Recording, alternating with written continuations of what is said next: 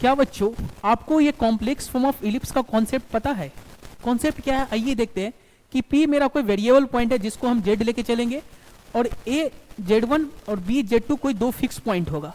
अगर modulus of Z minus Z1 plus modulus of Z minus Z2 बराबर K, और ये तब इलिप्स को रिप्रेजेंट करेगा जब K का वैल्यू Z1 माइनस Z2 के मॉडुलस के डिफरेंस से बड़ा होगा, और ये एक लाइन सेगमेंट को रिप्रेजेंट करेगा जब K का वैल्यू Z1 माइनस Z2 के डिफरेंस के बराबर होगा, और अगर K का value less than Z1 minus Z2 के डिफरेंस का होगा तो इस केस में हमारे पास कोई लोकस नहीं होगा, नो लोकस।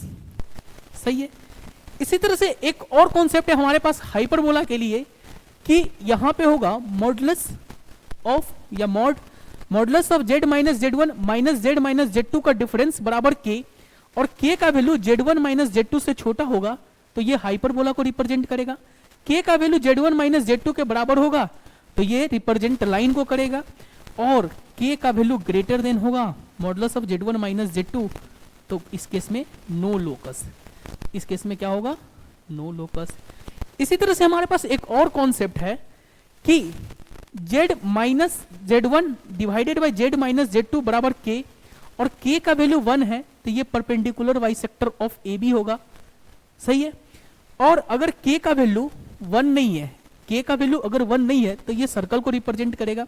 इसी तरह से एक और हमारे पास कॉन्सेप्ट है कि modulus of Z plus Z बार, यानी modulus of Z plus Z bar plus modulus of Z minus Z बार बराबर K, ये किसको रिप्रेजेंट करता है? लोकस ऑफ स्क्वायर को रिप्रेजेंट करता है।